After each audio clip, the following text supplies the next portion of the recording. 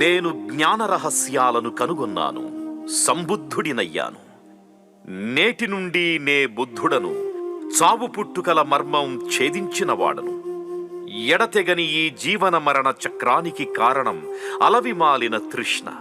తృష్ణయే దుఃఖానికి హేతువు, దుఃఖానికి నిరోధమున్నది.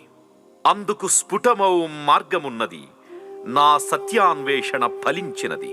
సమస్త దుఃఖాలను అనుభవంలోకి తెచ్చేవే మన పంచేంద్రియాలు, మన మనసు. నిరంతర మార్పు ఈ ప్రకృతి లక్షణం. పుట్టినది ప్రతీదీ నశిస్తున్నది, ఏదీ శాశ్వతం కాదు.